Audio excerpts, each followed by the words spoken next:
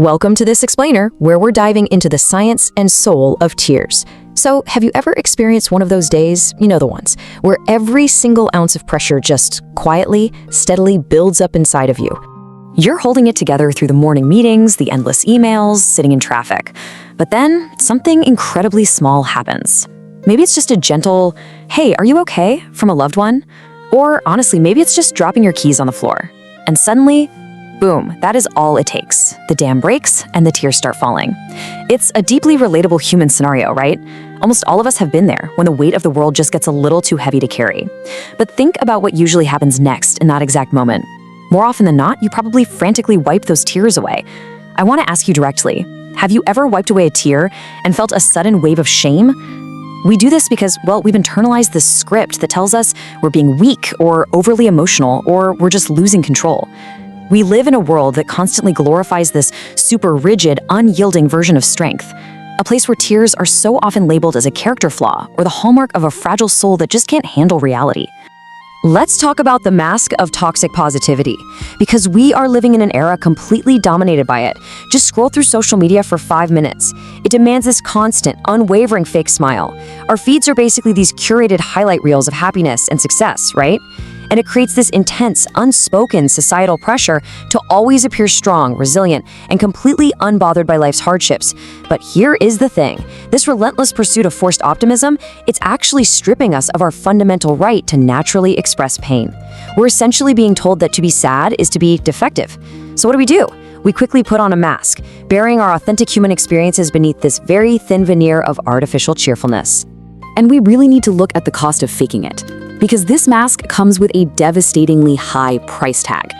When we swallow our tears to appease this culture of toxic positivity, we are doing so much more than just putting on a brave face. We are literally denying our natural biological responses. By refusing to process our emotional pain, we cause psychological trauma to essentially freeze inside the body. It doesn't just vanish into thin air, it gets stored. And over time, that trapped emotional energy festers, eventually manifesting as chronic anxiety and severe depression. Even more alarming, modern behavioral biochemistry actually shows us that chronic emotional suppression can quite literally damage our internal organs, leading to severe physical illness.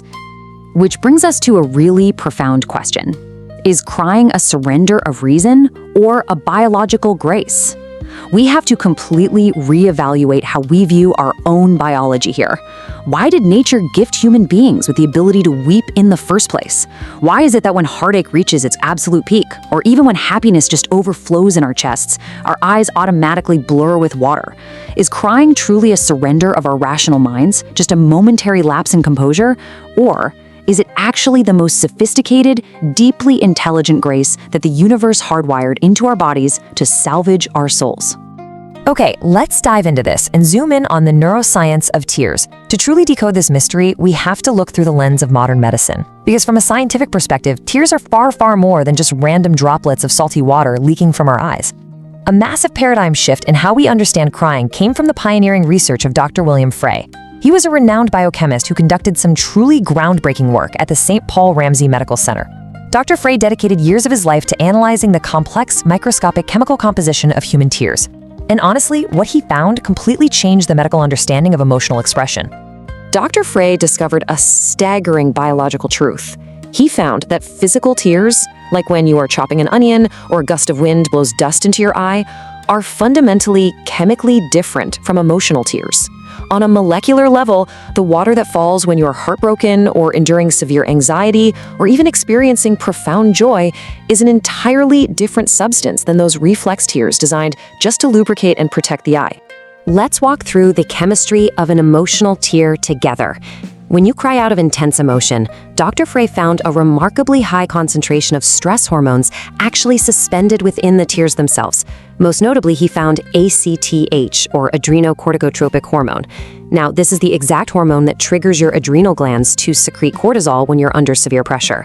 But get this, that's not all. Emotional tears also contain a substance called leucine and kethylene. This is an endorphin. It's a powerful, naturally produced painkiller manufactured by your own body. So your tears are literally packed with chemical stress and natural medicine. What this research conclusively proves is that crying is absolutely not a sign of weakness. It is a mechanism for emotional toxin excretion. When your psychological burdens exceed your conscious capacity to endure them, your brain simply takes over. It bypasses your ego entirely and directly orders the activation of the lacrimal system, which are your tear ducts. It uses those tears to literally flush these accumulated toxic stress hormones right out of your body. Think about that. Crying is a miraculous built-in biological pain reliever.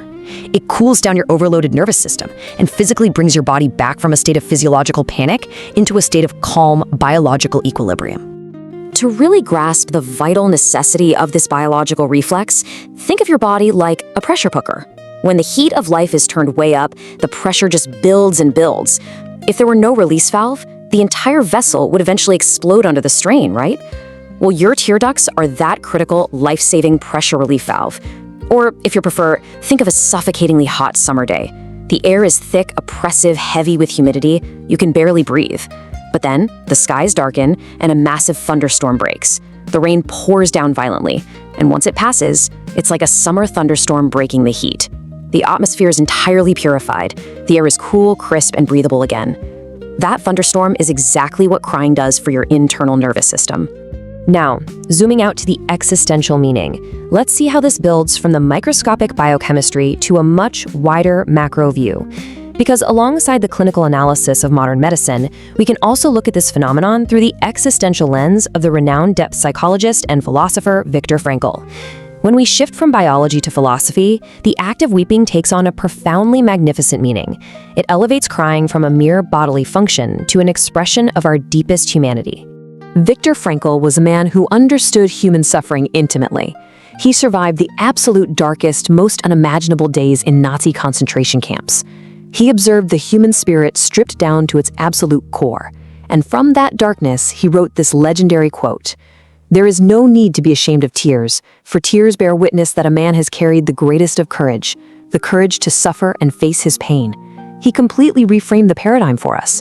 In Frankl's eyes, tears are not cowardice. No way. They are the ultimate manifestation of profound bravery. It's the courage to face one's brutal reality with total honesty. Frankl's philosophy teaches us that tears are the language of the self. They're our most primitive, authentic expression. Think about what it actually takes to let yourself cry. It means you dare to strip away the protective mask of a proud, defensive ego.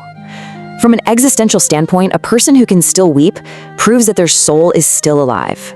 It shows they are still feeling, still vulnerable, and crucially, that they completely refuse to become numb and apathetic to the harsh adversities of life.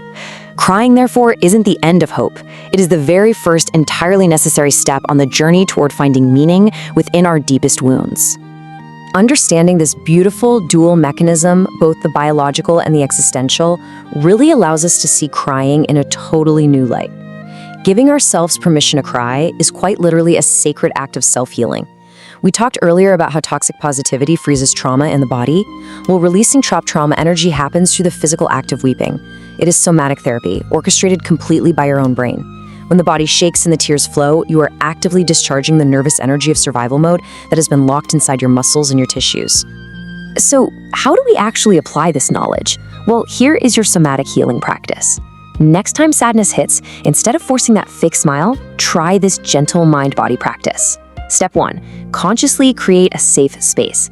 Find a peaceful, entirely non-judgmental corner for yourself where you won't be interrupted. Step 2. Physically loosen your chest, drop your shoulders, and let the tears flow completely freely. Seriously, just let the water wash away the grief. And step 3, which is absolutely vital, as the storm begins to pass, practice deep, slow breathing. This signals to your brain that you are safe, which helps to fully recalibrate your nervous system and restore your biological equilibrium. After the heavy rain, just like that summer sky clearing, a good cry fundamentally changes your internal weather. When you allow this biological and spiritual process to happen naturally, you'll actually find that your brain feels physically lighter. Your mind grows clearer. You flushed out the stress hormones, you have honored your psychological pain, and you are left standing in the aftermath, totally ready to embrace a newer, stronger, and incredibly more compassionate version of yourself. The journey of truly understanding yourself always begins with learning to honor, and frankly, to be deeply grateful for every single tear you shed. Ultimately, tears are a sign that your body and your soul are actively fighting to save themselves. If you have ever felt the need to hide in a dark room to cry in secret, terrified of the world's judgment, I really hope the science and philosophy in today's explainer have brought you some comfort and peace. You are not weak. You are functioning exactly as wonderfully as nature intended. I want to invite you to engage with us. Will you leave a dot or even share a piece of your own story in the comments below? Let's use this space to show that in this journey of learning to be honest with our feelings, none of us are walking alone. Thank you so much for joining me to explore this. Keep learning, keep feeling, and I'll see you next time.